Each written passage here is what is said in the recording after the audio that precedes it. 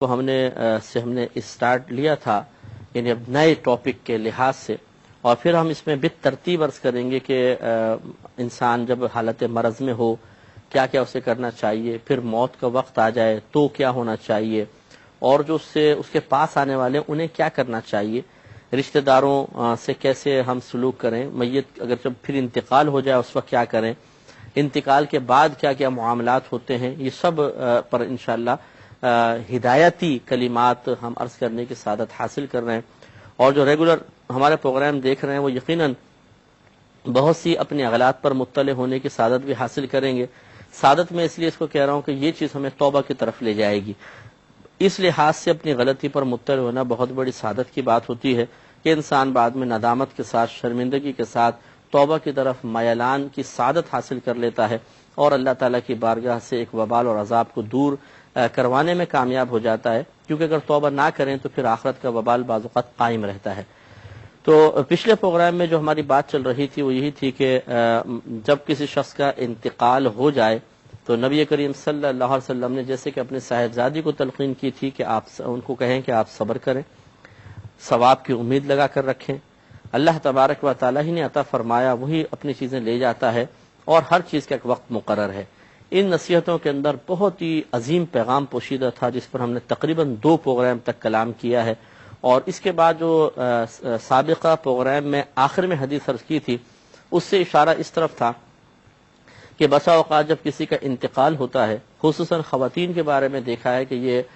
قوت برداشت کی کمی کی بنا پر شور مچانا شروع کر دیتی ہیں، روتی ہیں زور زور سے، جس کو نوحہ کہتے ہیں، بال بکھیر لیتی ہیں، گریبان پھاڑ دیتی ہیں، بعض اوقات سینے پہ تھپڑے مارتی ہیں، یعنی سینہ پیٹتی ہیں اور مختلف چیزیں کی حرکتیں کرنا شروع کر دیتی ہیں۔ تو یہ نہیں کرنا چاہیے کہ نبی کریم صلی اللہ علیہ وسلم نے اس کو عذاب کا باعث قرار دیا ہے، منع فرمایا ہے، اور ہونا یہ چاہیے۔ اچھا، ایسا بھی ہوتا ہے بعض اوقات کہ گھر والے صبر و سکون کے ساتھ ہیں تو یہ بڑی بوڑھیاں آ جاتی ہیں خاندان کے اور محلے کی، اور وہ بولتی ہیں ارے تم تو ایسی بیٹھی ہو، کچھ نوحہ کرو، پھر وہ بیٹھ جائیں گی، آنسو ایک نہیں نکلے گا، کو کو کو کو کو کو کو کو کو کو اتنے زور زور سے روئیں گی، اور پھر ساری شروع ہو جائیں گی رونا، اور پھر پورے گھر کو میدان جنگ بنا لیں گی۔ اور اس وقت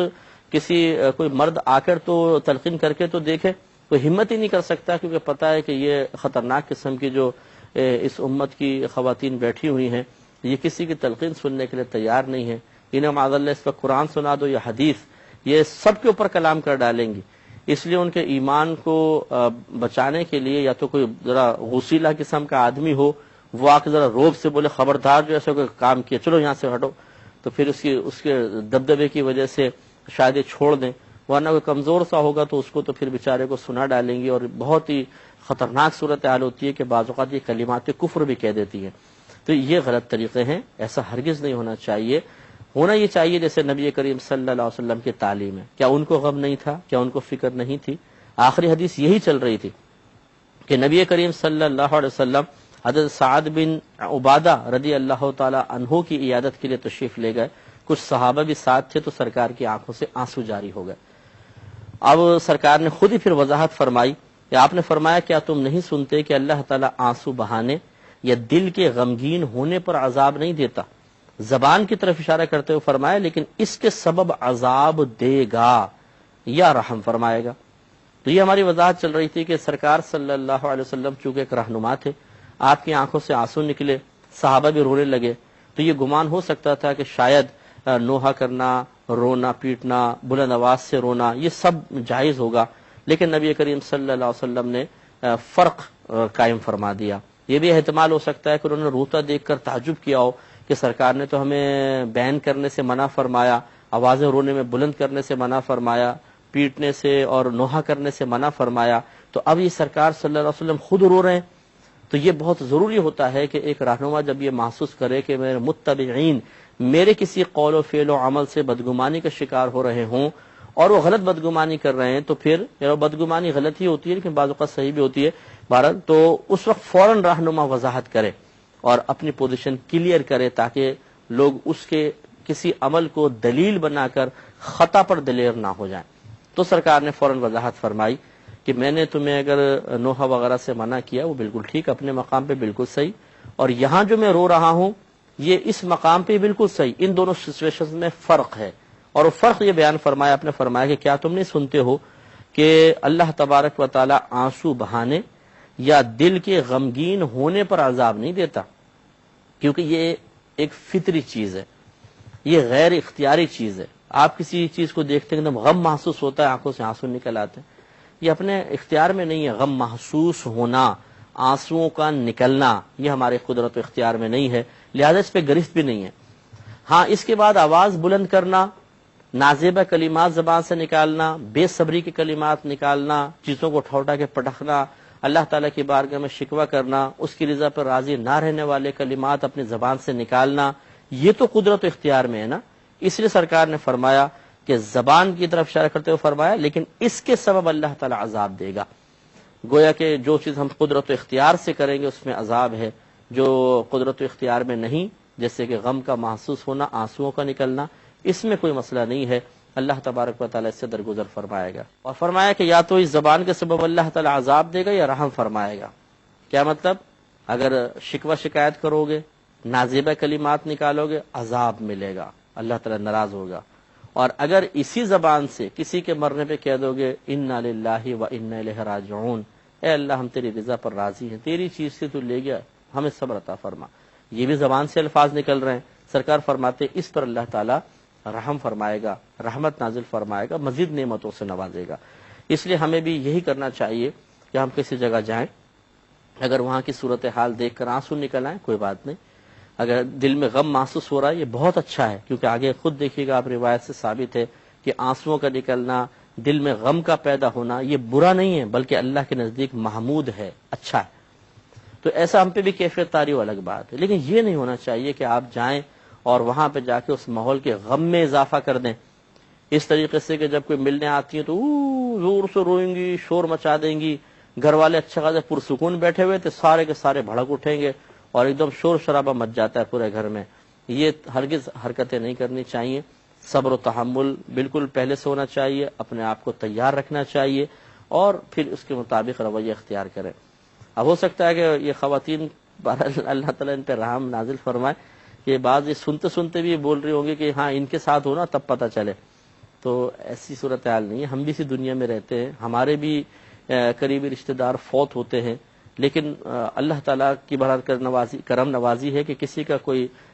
ذاتی کمال نہیں ہوتا، سب اللہ کا عطا کردہ ہے، کہ ہمارے ہاں ایسا نہیں ہوتا ہے کہ بے صبری کا مظاہرہ کریں اور اتنا چلائیں، روئیں، پیٹیں۔ ٹھیک ہے، غم محسوس ہونا بالکل ہوتا ہے، آنسو کا نکلنا یہ بھی پاسبل ہے اور ہوتا ہے، لیکن یہ چیز نہیں ہوتی ہے۔ تو اس لیے یہ نہ سوچئے کہ جی ہمیں سمجھایا جا رہا ہے اور خود بھی تو ایسا کرتے ہوں گے، فلاں بھی تو ایسا کرتا ہوگا، ان کے گھر والے بھی تو ایسا کرتے ہوں گے، یہ تو کبھی سوچئے نہیں۔ یہ شیطان ہوتا ہے جو ہدایت حاصل کرنے کے سلسلے میں رکاوٹ ڈالنے کے لیے اس قسم کے وسوسے ڈالتا ہے کہ جب انسان کوئی بات سنتا ہے، اسے اپنی غلطی کا احساس ہونے لگے، اس کوئی گرفت کا سامان ہونے لگے، تو وہ اس کیفیت کو، یعنی نفس جو ہے اس کیفیت کو پسند نہیں کرتا،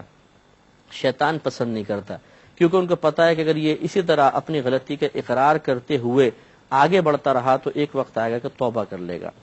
تو اس وقت پھر وہ طیش میں لاتا ہے، غصہ دلاتا ہے اور بولتا ہے بولو بولو، گھر والے بھی تو بیٹھے ہوئے ہیں، ان سب کے سامنے دیکھو، یہ سب دیکھ رہے ہیں اور تم جو بیان ہو رہا ہے تمہاری غلطی ظاہر ہو رہی ہے، بعد میں گھر والے کیا کہیں گے، تم ایسا کرتے تھے، تو ذرا بولو، ایسی کوئی بات بول دو کہ سامنے والے کی بات کا اثر ختم ہو جائے، جو بقیہ گھر والے اس کی بات کا اثر قبول کر کے بعد میں تمہارے لیے گرفت کا سامان کریں گے، اس کا پہلے سے تدارک کرو،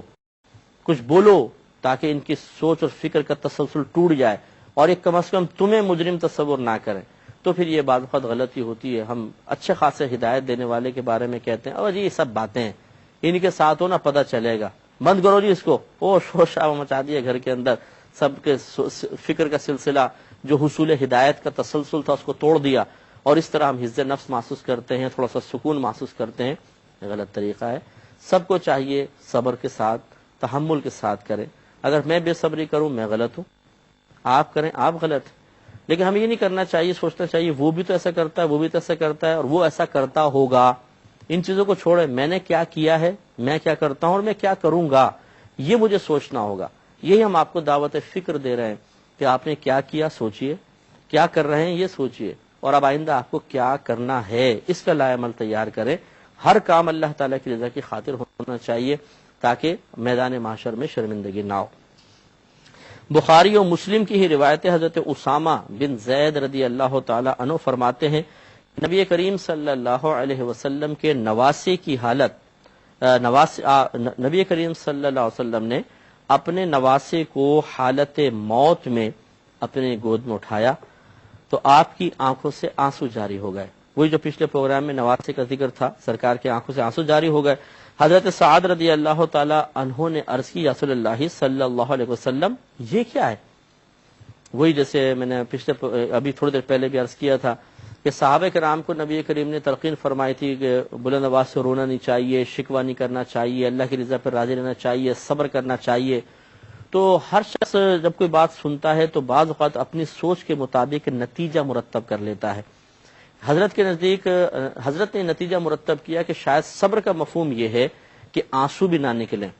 غم بھی محسوس نہ ہو، کوئی کیفیت نہ بدلے، اس قسم کے نتائج مرتب کیے ہوئے تھے۔ لہٰذا جب انہوں نے دیکھا کہ نبی کریم صلی اللہ علیہ وسلم رو رہے ہیں، آپ کی چشمان مبارکہ سے آنسو نکل رہے ہیں، تو انہیں اپنے نتیجے کے بارے میں شک پیدا ہوا کہ میں نے صحیح سوچا تھا یا غلط سوچا تھا۔ اگر میرا سوچنا صحیح ہے کہ صبر کا مطلب آنکھوں سے آنسو کا بھی نہ نکلنا ہے تو سرکار تو رو رہے ہیں، تو کیا یہ بے صبری ہے؟ یہ تو نہیں ہو سکتا کہ اب میں نے غلط نتیجہ نکالا۔ چلو تصحیح کر لیتے ہیں۔ تو نبی کریم کی خدمت میں عرض کیا، رسول اللہ آپ رو رہے ہیں؟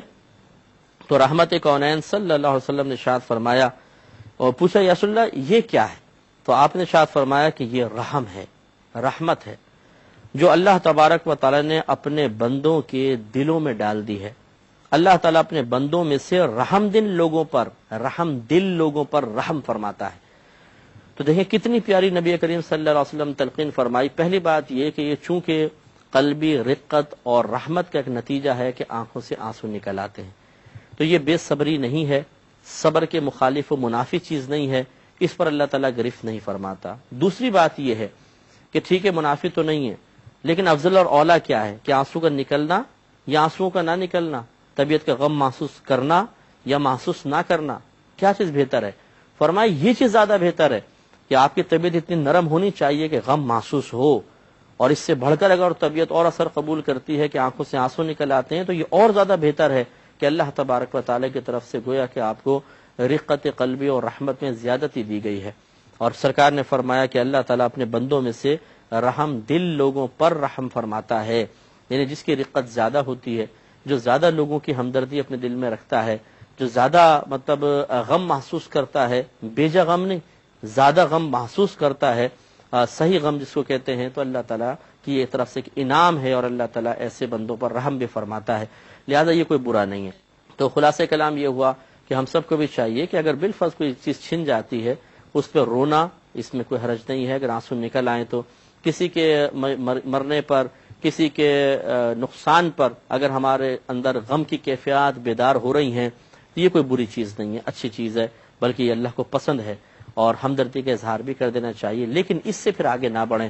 کہ زبان سے نازیبہ کلمات، چیزوں کو اٹھا کے پٹخنا، اللہ کی بارگاہ میں شکوہ شکایت کرنا، اور معاذ اللہ ثم معاذ اللہ بعض اوقات گھر والوں میں سے کسی کی طرف منسوب کر دینا کہ جی اس کی نحوست ہے، اس کی وجہ سے مرا ہے میرا بچہ، اس کی وجہ سے مرا ہے، اس کی نحوست تھی، اس کا مصیبت تھی، ایسا نہیں ہے۔ یہ اللہ تبارک و تعالیٰ کا مال تھا، جس کا تھا وہ لے گیا۔ یہ غلط طریقہ ہے کہ آپ اللہ سے شکوہ کریں یا لوگوں کی طرف منسوب کر دیں کہ جی آپ نے میرے بچے کو مار دیا، تمہاری بد دعاؤں نے مار دیا، تم نے جادو ٹونا کیا ہوگا، اس سے بچہ مرا ہے، یہ ہو گیا وہ گیا ہے، ایسا نہیں ہے۔ صبر کرنا چاہیے، سب اللہ تعالیٰ کی طرف سے ہی ہے۔ اگر بالفرض کوئی بیچ میں شامل ہوا بھی تھا، مثلا کسی نے اگر جادو کروایا بھی تھا، تو جادو سے موت نہیں ہوئی ہے، موت دینے والی ذات صرف اللہ کی ہے۔ ایسا نہیں ہو سکتا کہ اللہ تعالیٰ تو ایک شخص کو 50 سال تک زندہ رکھنا چاہے اور جادوگر اس کو 10 سال میں مار دے۔ اگر معاذ اللہ ثم معاذ اللہ یہ عقیدہ رکھا تو اس کا مطلب تو یہ ہوگا کہ آپ نے اس جادوگر اور اس کے فاسد جادو کو اللہ تبارک و تعالیٰ اور اس کے ارادوں سے زیادہ مضبوط سمجھ لیا کہ اللہ تعالیٰ 50 سال کا ارادہ فرمائے، وہ 10 سال کا، اللہ تعالیٰ چاہے کہ 50 سال تک زندہ رہے اور جادوگر چاہے 10 سال تک زندہ رہے اور یہ کامیاب ہو جائے، اللہ تعالیٰ ناکام ہو جائے۔ لا حول ولا قوت الا باللہ۔ یہ بالکل کافروں کا بھی شاید یہ عقیدہ نہیں ہوگا جیسا کہ ہم یہ عقیدہ اگر رکھتے ہیں تو غلط عقیدہ ہے کہ جس کا بھی ہے اس کو فوراً توبہ کرنی چاہیے، تجدید ایمان، تجدید نکاح کرنا چاہیے۔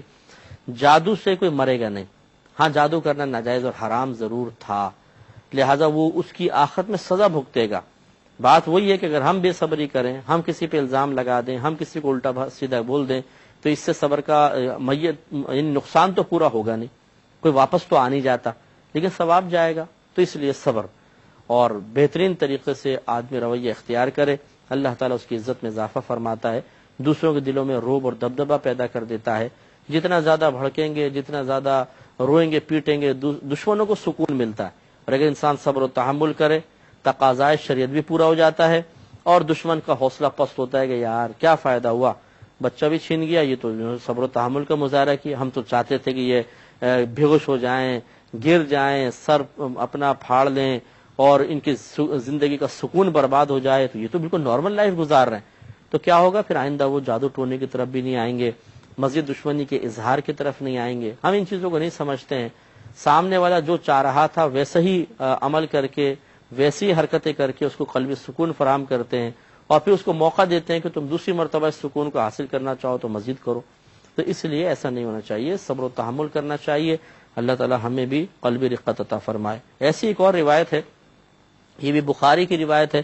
حضرت انس رضی اللہ تعالی عنہ سے مروی ہے کہ نبی کریم صلی اللہ علیہ وسلم اپنے صاحبزادے حضرت ابراہیم رضی اللہ تعالی عنہ کے پاس تشریف لے گئے۔ یہ بی بی ماریہ قبطیہ رضی اللہ تعالی عنہا سے نبی کریم صلی اللہ علیہ وسلم کی اولاد تھی، حضرت ابراہیم رضی اللہ تعالیٰ عنہ بہت خوبصورت بچے تھے، اور شیرخوارگی کی حالت میں ہی ان کا وصال ہو گیا تھا۔ تو وہ موت و حیات کی کشمکش میں تھے۔ صحابی کہتے ہیں کہ وہ بچہ مطلب جسے آخری ٹائم ہوتا ہے، سانس اکھڑنا، سانس لینے میں اذیت محسوس ہونا، ننھا سا بچہ، اور نبی کریم صلی اللہ علیہ وسلم کی اولاد، آپ خود سوچئے کہ کیسا نورانی بچہ ہوگا، کتنا خوبصورت بچہ ہوگا۔ وہ بچہ موت و حیات کی کشمکش میں ہے، تو نبی کریم صلی اللہ علیہ وسلم کی آنکھیں اشک بار ہو گئیں۔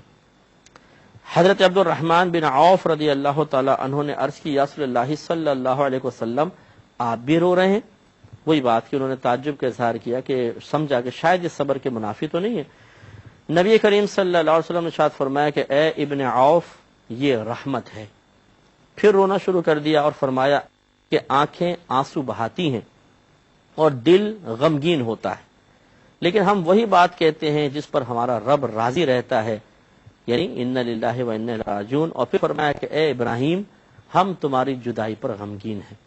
کتنی پیاری بات ہے، کیا عظیم رول ماڈل ہیں ہمارے نبی کریم صلی اللہ علیہ وسلم، کتنا پیارا عمل آپ نے اپنی مثال کے لیے امت کے سامنے پیش کیا۔ اس سے درس حاصل کرنا چاہیے۔ اس پہ مزید انشاءاللہ کلام کریں گے، لیکن اگلے پروگرام میں۔ وآخر دعوانا ان الحمد للہ رب العالمین۔